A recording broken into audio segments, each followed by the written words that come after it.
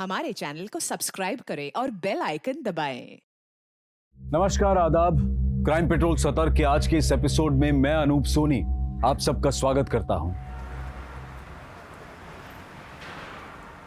High court ने हमारी appeal नामंजूर कर दी तो क्या हुआ? हम सुप्रीम कोर्ट तक जाएंगे और उसके बाद भी अगर जरूरत पड़ी तो राष्ट्रपति तक जाएंगे। लेकिन इस दरिंदे नईम भट्ट को मैं जेल में नहीं, फांसी के तख्ते पर देखना चाहता हूं, जिसने मेरी शौविक जी, मैं आपके गुस्से को समझ सकता हूं। देखिए, ये तभी पॉसिबल है जब सुप्रीम कोर्ट हमारे केस को rarest of the rare case में काउंट कर ले। इसलिए तो मैं कल सेंट्रल जेल जा रहा हूं। हमें कोर्ट में इतना साबित करना है कि नईम भट्ट को अपने किए का बिल्कुल भी पछतावा नहीं है। जेल अथॉरिटीज और वहां के कैदियों से मैं सारी इंफॉर्मेशन कलेक्ट कर लूंगा। You don't worry, Naeem Bhatt jail से सीधा फांसी के तख्ते पे जाएगा।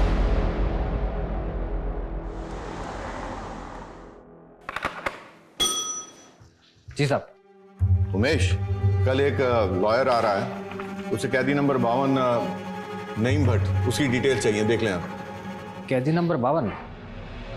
ध्यान नहीं आ रहा है। मैं कैदी नंबर 52? वो तो परोल पे है 6 महीने से। क्या पैरोल पे है 6 महीने से? ये कैसे हो सकता है? जाओ पैरोल रजिस्टर लेके आओ। जी साहब।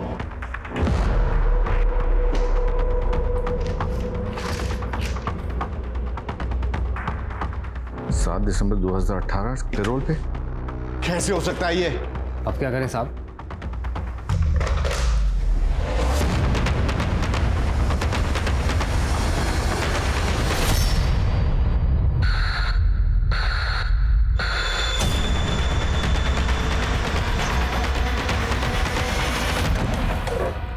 क्या कमिन सर? आओ, खड़ा हो। क्या है सर? जय हिंद। तो मैं तुम्हारा एक केस स्टडी कर रहा था। तुम्हारा पुराना केस फिर से रीओपन करने की नौबत आ गई है। कौन सा केस सर? ये उस वक्त का केस है जब तुम पीएसआई हुआ करते थे। ये भट्ट बहुत शातिर मुजरिम है सर। अगर इसके इस तरह फरार होने की खबर बाहर आई तो डिपार्टमेंट की काफी बदनामी हो सकती है। It's a very delicate matter और ये केस तुमसे बेहतर कोई हैंडल नहीं कर सकता। ये भट्ट कश्मीर का रहने वाला था। आई थिंक ये भागकर वहीं गया होगा। हाँ, मुझे भी ऐसा लगता है। लेकिन अगर उसे जरा भी भनक लगी कि हम उसे ढूंढने की कोशिश कर रहे हैं तो वो बॉर्डर पार करके उस पार चला जा सकता है। और अगर उसने ऐसा किया तो उसे पकड़ना नामुमकिन हो जाएगा। हमें बहुत एहतियात बरतनी होगी और एक एक कदम फूंक फूंक के रखना होगा। राइट। और कश्मीर की हालत तो तुम्हें पता है। फिर भी हमने पिछले हफ्ते लोकल पुलिस की मदद से एक ऑपरेशन लॉन्च किया था और उसमें तुम्हारा जूनियर अमर दीक्षित भी शामिल था। सर? हाँ अमर, मैं भी तुम्हारी उस कश्मीर वाली केस के बारे में बात कर रहा था। Will you please brief him? Yes sir. तकरीबन एक हफ्ते पहले हमने लोकल पुलिस की इंफॉर्मेशन से एक घर पे रेड किया था। उतरो जल्दी। कौन सा घर है जनाब? ये वाला। तुम लोग यही रुको, मैं आगे जाता हूँ, मुझे बैकअप देना।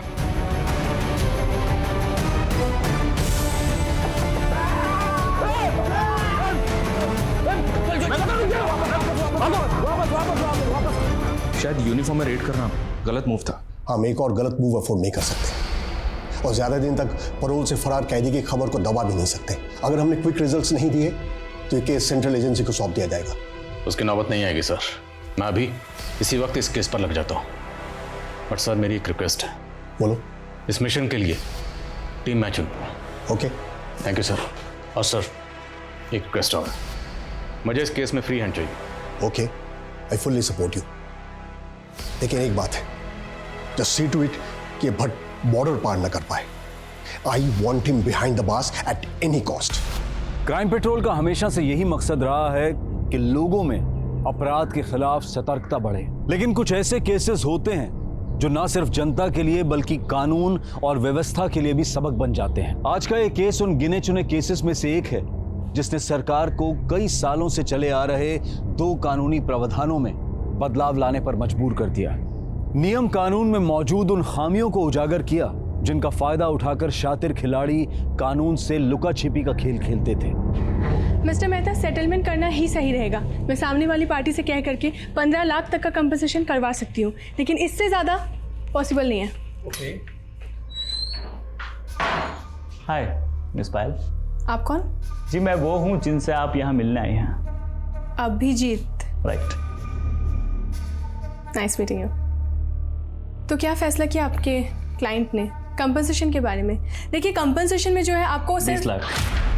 मेरे क्लाइंट कंपनसेशन में 20 लाख देने को तैयार है। आउट ऑफ कोर्ट सेटलमेंट कर लेते हैं, क्यों मिस्टर मेहता? ओके। आइए, हाथ में लाइए। मिस्टर मेहता, एग्रीमेंट के कुछ टर्म्स है, एक बार आप पढ़ लीजिए और इसके लास्ट पेज में आपका साइन चाहिए होगा।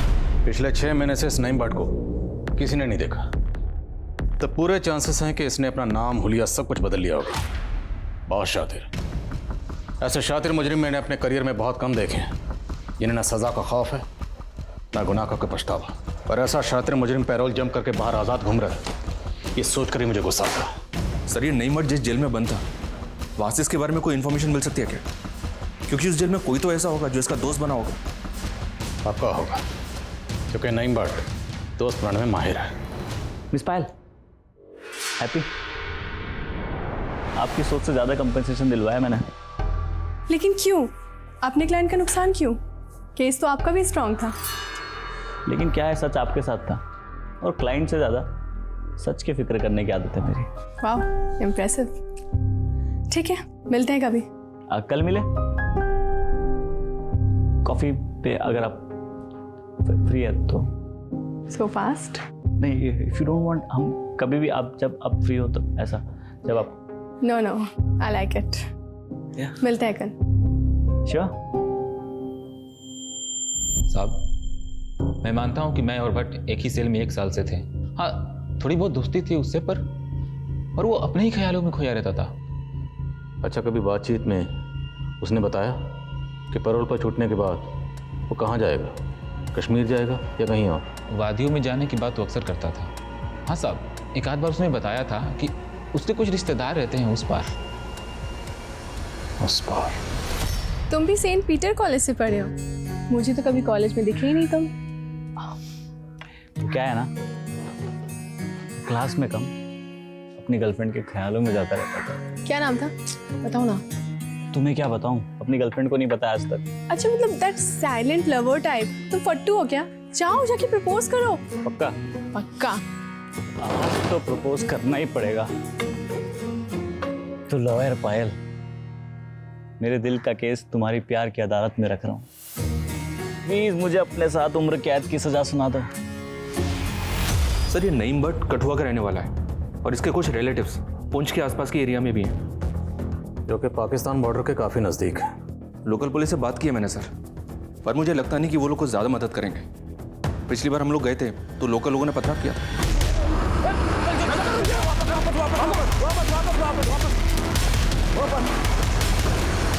इससे कुछ बातें साफ हैं।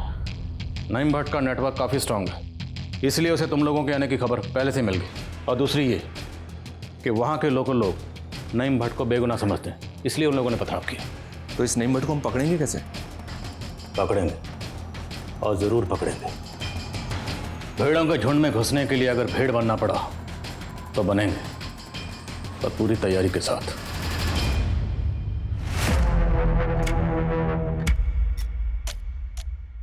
हसन मेहंदी, तुसी जलंधर से हो? हाँ जी। ठीक है, नौकरी पे रख रहा हूँ, कल किसी सोसाइटी में ड्यूटी फिक्स करता हूँ तेरी, ठीक है? शुक्रिया पाजी। चलो, कोई बात नहीं।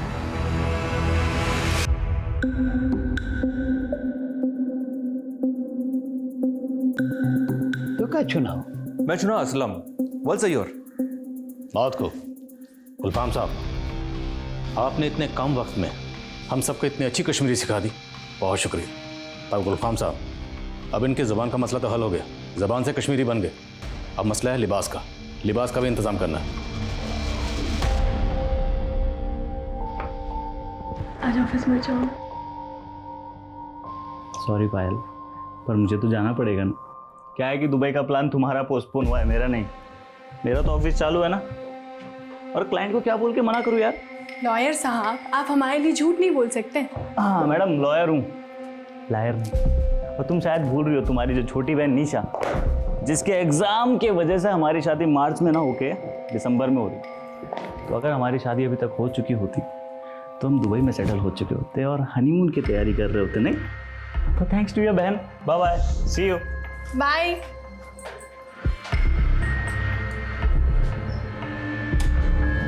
इसमें आप लोगों के कश्मीरी नाम, पते और हर तफसील मौजूद है। इसमें जो भी तफसील है उन्हें अच्छे से याद कर लीजिए, क्योंकि पूरे मिशन के दौरान हम में से कोई भी एक दूसरे को उसके असली नाम से नहीं बुलाएगा। आज से हम जो भी हैं वही हैं जो इस लिफाफे में हैं। और अगर कोई ज़रूरी बात करनी है तो हम एक दूसरे को गुलफाम साहब के जरिए पैगाम भिजवाएंगे। साहब, गुलफाम साहब, आप कश्मीर में अपना खबरी नेटवर्क एक्टिव कर रहे हैं ना? जी जनाब। तो बस तैयार है हम लोग जन्नत के सफ़र के लिए, और जन्नत में छुपे उस शैतान को पकड़कर यहाँ लाने के लिए, वो भी जल्द से जल्द। इससे पहले कि वह शैतान किसी और मासूम को अपना निशाना बनाए, हमें गर्दन से घसीट कर उसे यहाँ लाना है।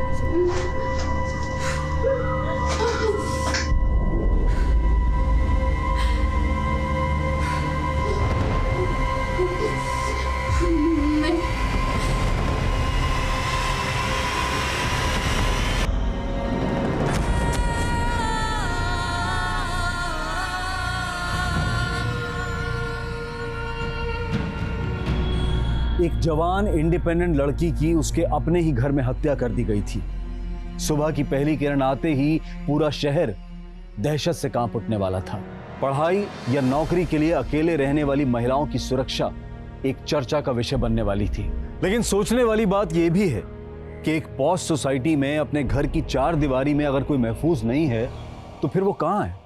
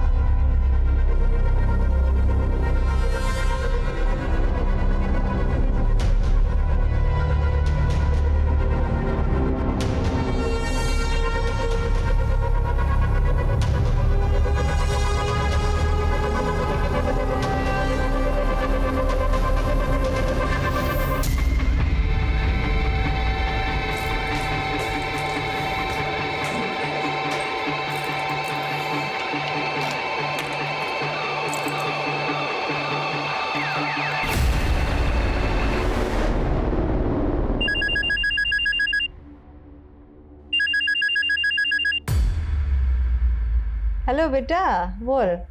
फाइल को किसी ने मार दिया। की बोलছিস?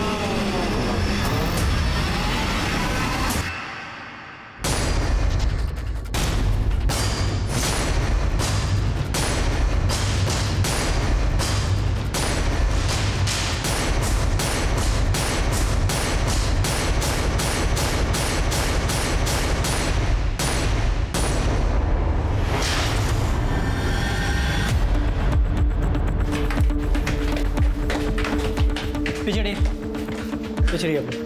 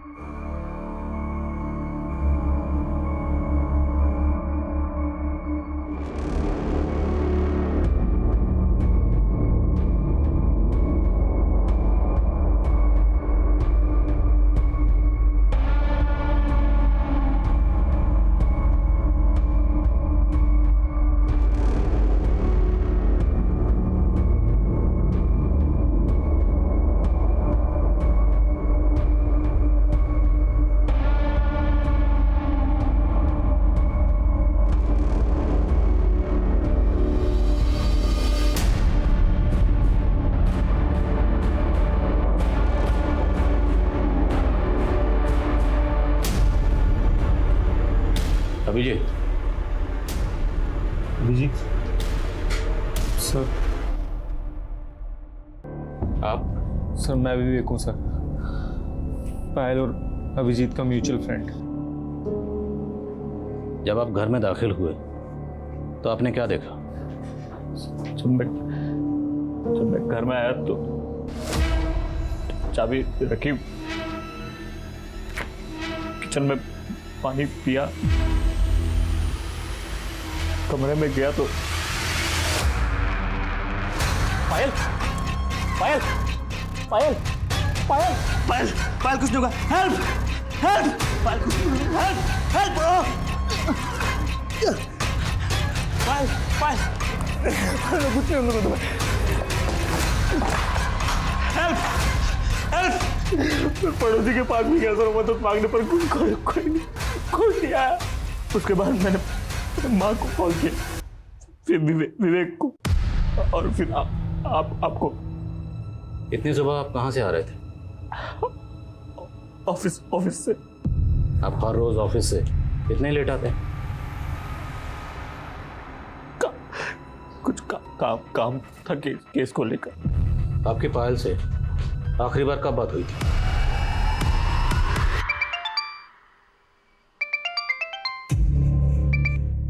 हेलो। आसपास सब जगह लाइट है, बस हमारे यहाँ लाइट नहीं है। तुम प्लीज आ जाओ ना। यार बेबी अभी तो नहीं आ पाऊंगा, 2 घंटे लगेंगे। तुम एक काम करो, तुम वॉचमैन को बोल दो इलेक्ट्रिशियन बुला देगा कोई। अच्छा मुझे बहुत ज़रूरी काम है, मैं कॉल करता हूँ तुम्हें बाद में, ठीक है? Okay bye. तो वो कॉल थी रात को 12:15 पर। ये पायल की आखिरी कॉल थी? एक और कॉल आया था सर आधे घंटे बाद। दोबारा लाइट चली गई थी? हाँ, इलेक्ट्रिशियन का कहना था कि वायरिंग का इशू है, इसलिए बार बार एमसीबी ट्रिप हो रहा था। अभी तो लाइट है। अच्छा सुनो ना, तुम कब तक आ रहे हो? जल्दी आ जाओ ना प्लीज। ओके बाबा, कोशिश करता हूँ। और कोशिश करके आप कितने बजे तक घर पहुंचे? 4 बजे के आसपास। सर मैं पायल और अभिजीत का पड़ोसी हूँ और इस सोसाइटी का सेक्रेटरी भी। सर रात को ना तो मेरे घर की लाइट गई और ना ही किसी सोसाइटी मेंबर के घर की। हमने इलेक्ट्रिसिटी बोर्ड भी चेक की, वहाँ से भी कोई छेड़छाड़ नहीं हुई। सर पायल बहुत अच्छी लड़की थी, मुझे यकीन नहीं होता कि हमारी सोसाइटी में भी ये सब हो सकता है। अच्छा ये पायल और इसके पति के रिश्ते कैसे थे? सर इन दोनों के रिश्ते तो बहुत अच्छे थे, लेकिन अभिजीत और पायल ने अभी शादी नहीं की थी, दोनों लिविंग में रहते थे। हाँ सर, हम लोगों ने शादी नहीं की थी, लिविंग में रह रहे थे।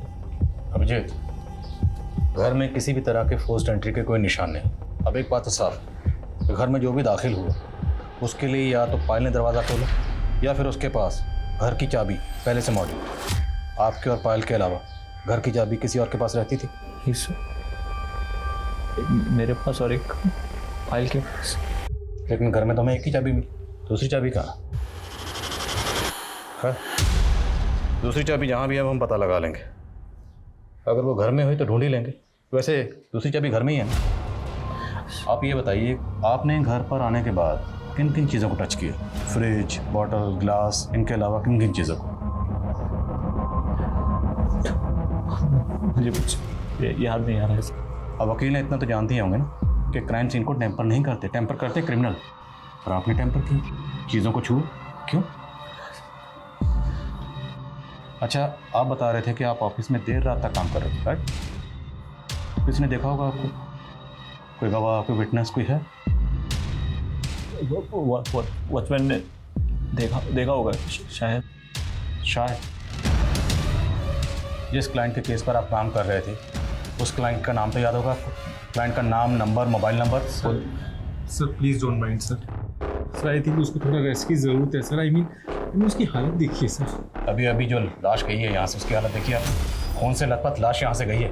अब खून किसने किया ये पता करना हमारी ड्यूटी है। क्लाइंट का नाम, नंबर, एड्रेस, मोबाइल नंबर सब दीजिए। दोनों लिव इन रिलेशनशिप में रहते थे। हो सकता है अभिजीत शादी ना करना चाहते, लेकिन पायल मान ना रही, वो शादी करना चाहती है। सर अभिजीत खुद वकील, फिर भी उसने क्राइम सीन पे जगह जगह चीज़ों को टच किया। अब ये सब उसने जानबूझ के किया या उससे अनजाने में हुआ, ये कुछ समझ नहीं आ रहा सर। कॉल रिकॉर्ड निकलाओ वकील साहब को, और बिल्डिंग का सीसीटीवी अरेंज हो। जी सर।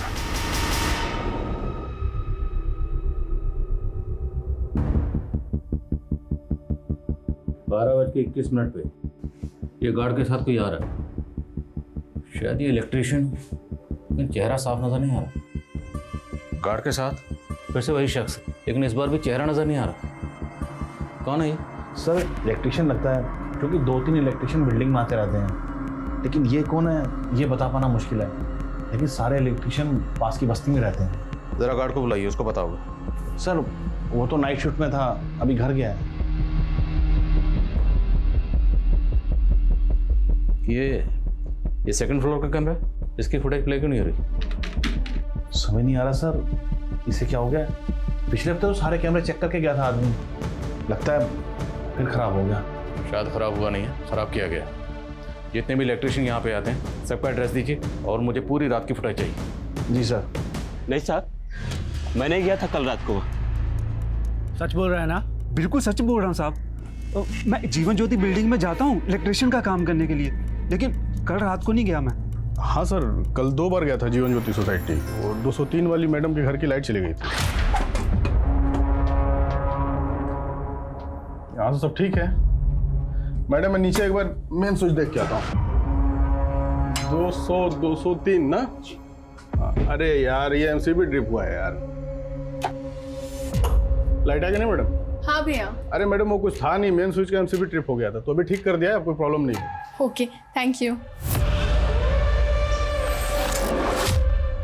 लेकिन आधे घंटे बाद गार्ड का फिर से फोन आया, तो जाके देखा तो एमसीबी ट्रिप हुई थी, उसको ठीक किया और फिर मैडम को बताया आप एक काम करो, कल तक के लिए ना एसी और गीजर मत चलाना, कल आके मैं पूरी वायरिंग चेक कर लेता हूँ। ठीक है? ठीक है भैया। ठीक। फिर मैं घर आ गया सर। तेरी उंगली पे क्या हुआ? सब चोट लग गई थी। कब? कल। कैसे? सब भाजी काटते समय। जब तुम बिल्डिंग से बाहर आए थे तो निकलते हुए किसने देखा था? हाँ साहब वो देखा था ना, वो गार्ड अहमद ने देखा था। सब उसके पास मेरा 500 रुपया उधार है साहब, दे नहीं रहा है। आप लोग बोल देंगे तो दे देगा साहब वो। देख, अगर मुझे बाद में पता चला कि तुमने कुछ झूठ बोला था या छुपाया था तो एक बात याद रखना, मैं बत्ती गुल नहीं करूँगा, पूरा फ्यूज उड़ा दूंगा। शहर छोड़ के कहीं मत जाना, समझ गए?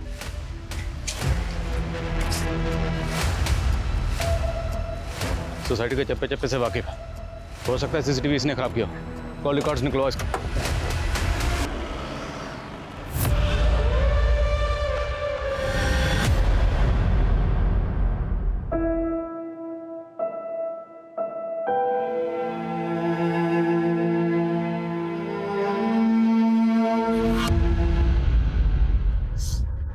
हाँ बोलो विवेक। अरे पुलिस अभिषेक को पुलिस स्टेशन लेके गई पूछताछ करने के लिए। क्या?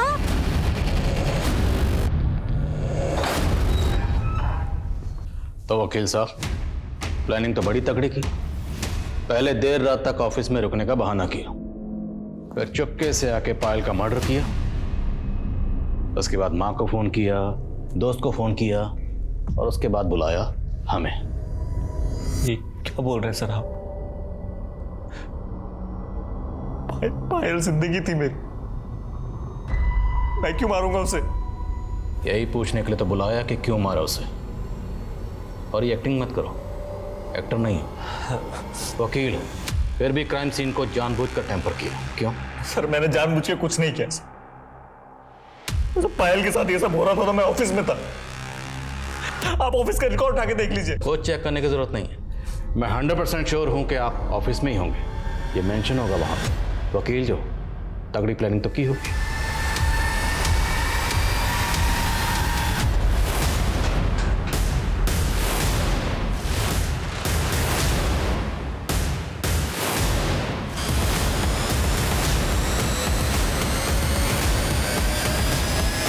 तो घर कितने बजे पहुंचे? सर कितनी बार बोल चुका हूं मैं आपसे, 4 बजे के आसपास। तो 4 बजे के आसपास जब आप अपने घर पहुंचे तो एंट्रेंस पे जो सीसीटीवी कैमरा लगा हुआ है तो उसमें आपकी गाड़ी आते हुए नजर क्यों नहीं आ रही? गेट नंबर 2 से आए। एग्जैक्टली 2 नंबर गेट से। क्यों? क्योंकि आपको पहले से पता था कि 2 नंबर का सीसीटीवी खराब है। मुझे कैसे पता होगा सर? कोइंसिडेंस हो सकता है। कोइंसिडेंस?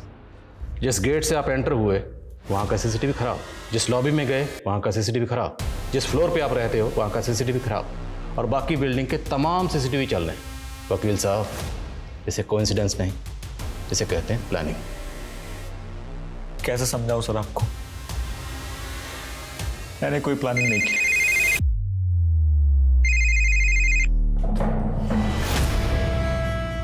सर, पायल की बिल्डिंग का सिक्योरिटी गार्ड अमजद पठान फरार है। जिस सिक्योरिटी एजेंसी ने अहमद पठान को हायर किया था, वहां से उसकी पूरी डिटेल्स निकलो।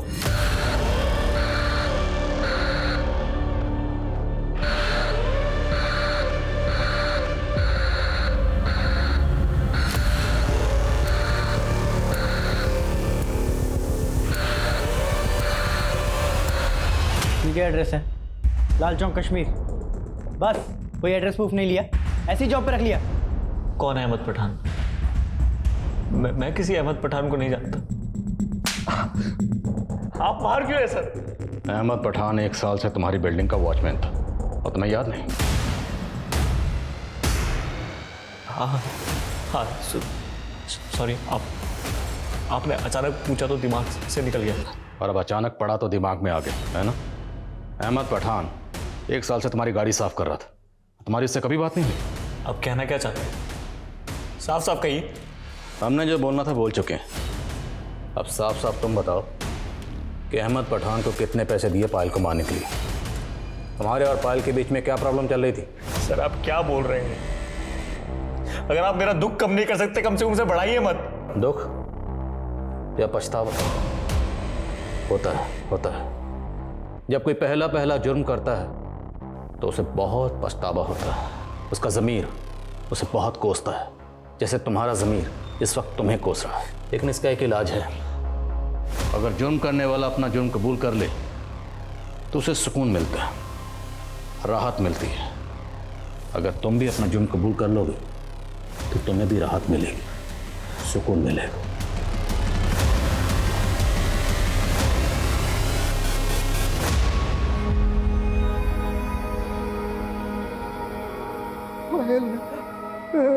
क्या हो गया पायल?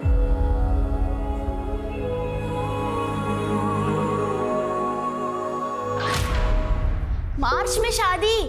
दीदी, तब तो मेरे एग्जाम्स होंगे ना। लेकिन निशा, अगर मार्च में शादी नहीं हुई तो उसके बाद सीधे दिसंबर का मुहूर्त है। और पायल, हमारा दुबई सेटल होने का प्लान पूरा पोस्टपोन हो जाएगा यार। तुम काम में क्या लगे हो? अपनी बहन को समझाओ थोड़ा। तुम फिक्र मत करो, शादी से पहले तुम्हारा जो साथ रहने का प्लान है ना, बहुत अच्छा है ना पापा?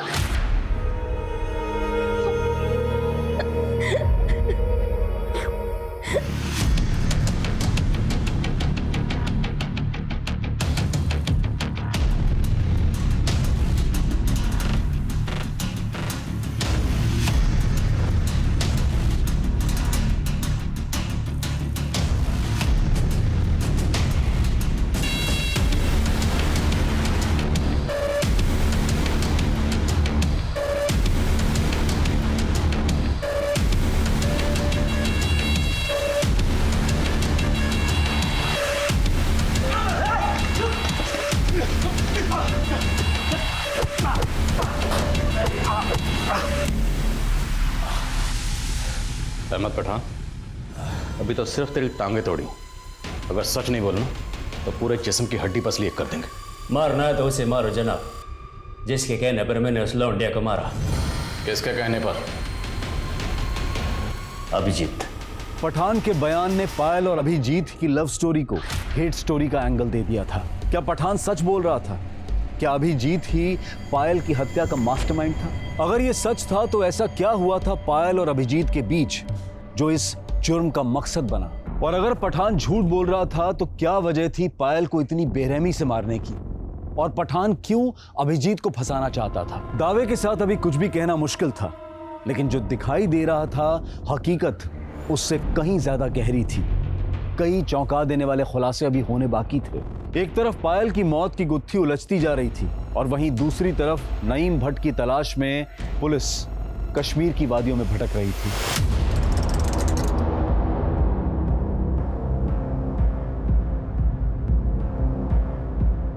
अस्सलाम वालेकुम जनाब।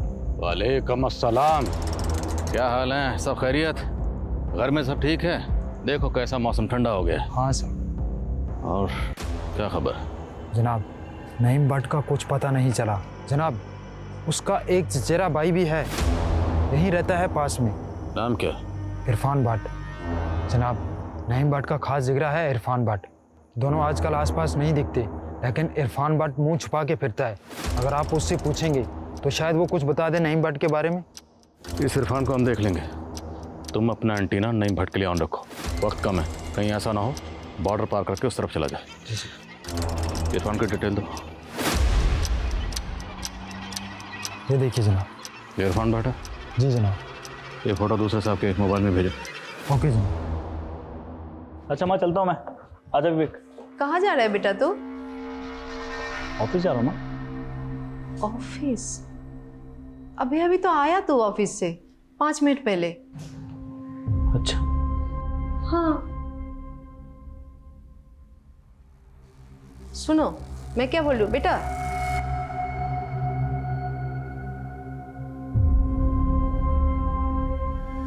हाँ बेबी, आसपास सब जगह लाइट है, बस हमारे यहाँ लाइट नहीं है।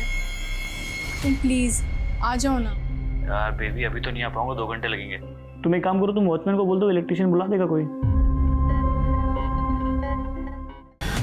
आंटी ये रिपोर्ट आई है, डॉक्टर ने कहा है कि अभिजीत बहुत डिप्रेशन में है। पायल की डेथ का उसके ऊपर बहुत गहरा असर हुआ है। डॉक्टर ने कहा कि कोई तो बात है जो उसे अंदर अंदर खाई जा रही है और जिसे वो एक्सप्रेस ही नहीं कर पा रहा।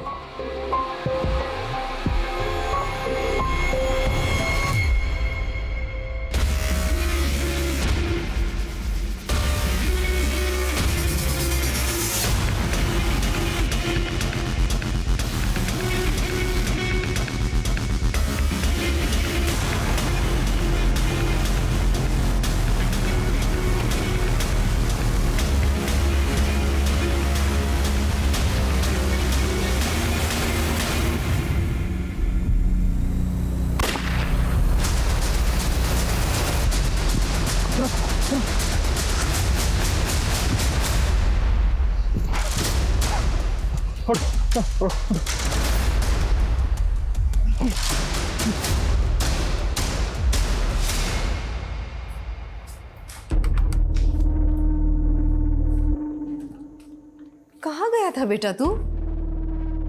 फोन क्यों नहीं उठा रहा था? फोन? हाँ मैं फोन लेकर गया था, शायद पार्क में रह गया होगा फोन। फोन कहाँ है मेरा? मेरा फोन यही कहीं तो। तू फिक्र मत कर। सुन बेटा, तू चिंता मत कर, हम नया ऑर्डर कर लेंगे, ठीक है? ये बता तू गया कहाँ था? ये लेने गया था माँ, बहुत दिन से पेंटिंग नहीं की तो सोचा पेंटिंग करूँ। वाह बहुत अच्छा, बना पेंटिंग बना।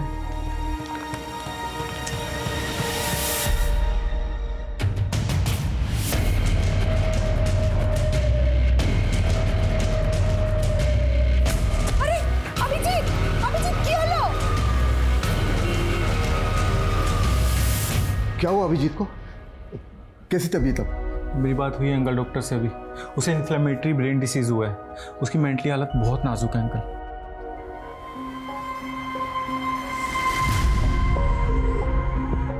उठो बेबी। ऑफिस नहीं जाना तुम्हें? नहीं। कितने लेजी हो गए हो तुम? ना ही मुझे उठना है, ना ही तुमसे दूर जाना। सुबह सुबह बहुत रोमांटिक हो गए थे। तुम मेरी लाइफ का वो ब्यूटीफुल ड्रीम जिसे मैं कभी भूलना नहीं चाहता। I will never leave.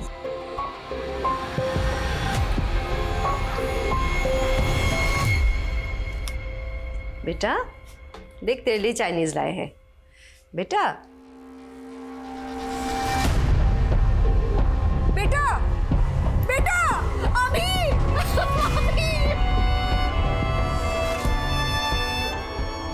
Abhijit की मौत के 6 महीने बाद कोर्ट ने अहमद पठान को पायल की हत्या के लिए सजा सुनाई।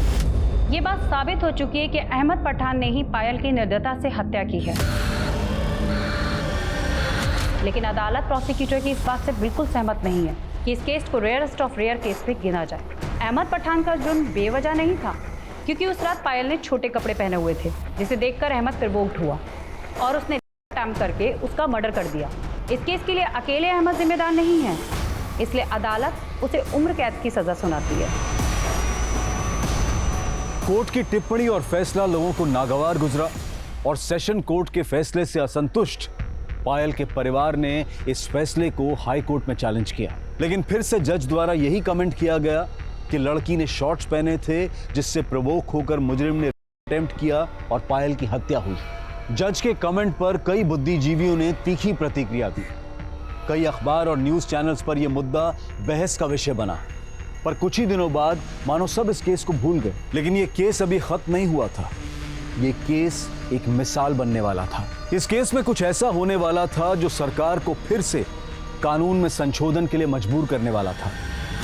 अहमद पठान, तो तुम्हारी माँ का ट्रीटमेंट चल रहा है। तुम्हारे बारे में किसी भी तरह की कोई कंप्लेंट नहीं है जेल से, और तुम्हारा बर्ताव भी बहुत अच्छा है। इसलिए मैं तुम्हें पूरे 90 दिन का पेरोल ग्रांट करता हूँ। शुक्रिया जनाब।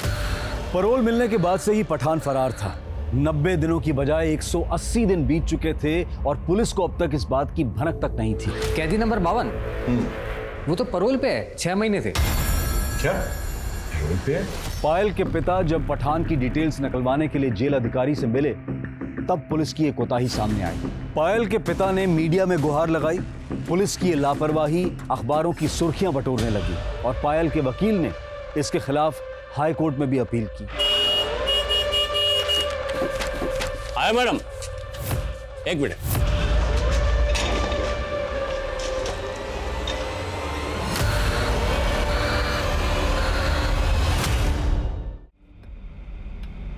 माफ़ करना जनाब, पिछली बार मेरी गलत इन्फॉर्मेशन की वजह से आपकी जान खतरे में पड़ गई थी, लेकिन उस गोली पर इरफान भट्ट का नाम लिखा था। इरफान भट्ट? हाँ जनाब, सब पता किया मैंने। इरफान भट्ट के कितने दोस्त हैं, कितने दुश्मन हैं, उसमें हमें कोई दिलचस्पी नहीं है। यहाँ पे हम नईम भट्ट के लिए आए। ये देखिए, 2 दिन पहले ही शिफ्ट हुआ है जनाब। नाम बदल कर काम कर रहा है। आजकल कहाँ है? बारामूला में जनाब। बारामूला?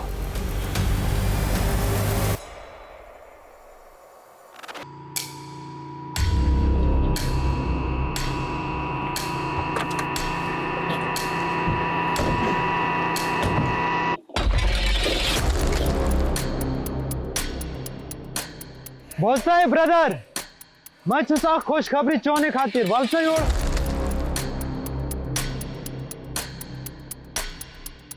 हाँ बोलो, क्या काम है हमारे लिए? वलसायु। देखो, सिर्फ तुम्हारे लिए काम नहीं है, बहुत से भाइयों के लिए काम है। मोबाइल कंपनी है ये वाला, इधर टावर लगाएगा, कुछ महीने काम चलेगा। 700 रुपये तनख्वाह, 2 वक्त का खाना और शाम का चाय भी इधर ही मिलेगा। कंपनी को काम जल्दी खत्म करना है, इसलिए ज़्यादा लोगों की ज़रूरत है, तो ज़्यादा से ज़्यादा भाइयों को बताओ। लुतफ ब्रदर, बाबा ने बेनफा। वो देखिए सर, पीछे अपने। ये वही है। वही पकड़ लें इसको। अब आए हैं तो इसको लेकर तो जाएंगे, बस थोड़ा सब्र करो। वालसायुर है ब्रदर, वालसायुर। मैं सा खुशखबरी चोने खातिर तो छुपाए, ये जो मोबाइल टावर कंपनी है हमारी किस्मत बदलने वाली है, इसीलिए ये हमको पर डे का 2000 दे रही है। इधर आके अपना अपना नाम लिखवाओ। नाम लिखवाओ, फटाफट नाम लिखवाओ। अरे ब्रदर, तुम काहे करो, क्या इधर आओ। अरे हमारा बहुत अच्छा कंपनी है, आ जाओ ब्रदर, आ जाओ, आओ, आ जाओ। हम तुम्हारा भी नाम लिख दिया ना? हाँ। आ जाओ, हम तुम्हारा भी कार्ड बनवाएगा।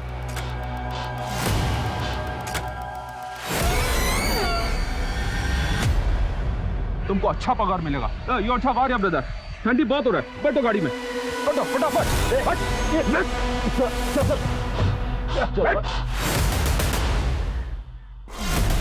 आपको पहले कहीं देखा है? कौन हो जनाब? और सटे नईम भट्ट और अहमद पठान।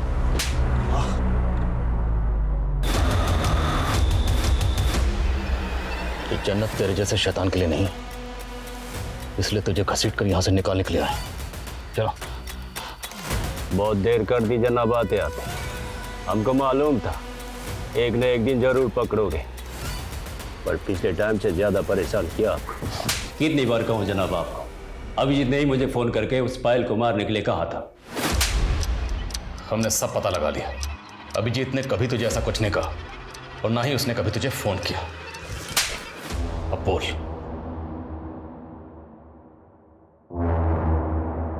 तो पता चल गया जनाब आपको। हमने सोचा हम अकेला क्यों फंसे, इसलिए उस मजनू को भी ले फंसा। सबसे पहले मैंने सीसीटीवी का वायर काटा। उस दिन अभिजीत देर रात तक नहीं लौटा था जनाब, अच्छा मौका था। फिर मैंने मैडम के घर का मेन स्विच ऑफ किया और मैडम का फ़ोन का वेट करने लगा। हेलो, मैं 203 से बोल रही हूँ। मेरे घर की लाइट चली गई है, आप किसी इलेक्ट्रिशियन को बुला देंगे क्या?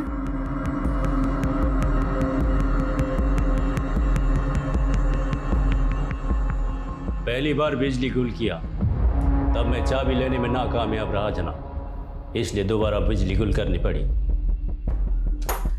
क्या भैया, बार बार लाइट जा रही है।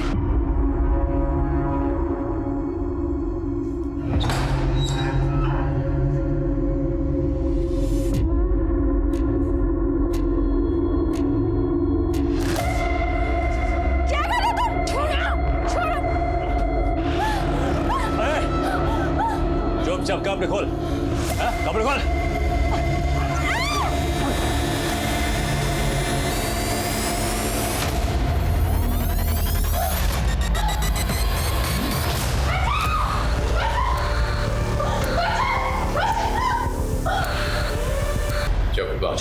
तीसरे माले में 303 नंबर की फ्लैट खाली थी जनाब, उसी में छुपा दी। क्या बिगाड़ा था उसने तेरा?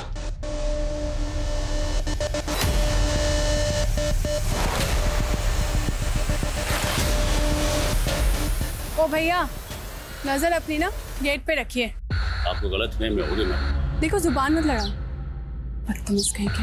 थोड़ा सा उसके बदन को देख लिया तो इसका बदन घिस गया। एक औरत होकर आदमी को सुनाती है। उसकी बातें अंगार की तरह चुप रही थी, इसलिए हमने तय कर लिया कि हम उसके गुरूर को तोड़ के रहेगा।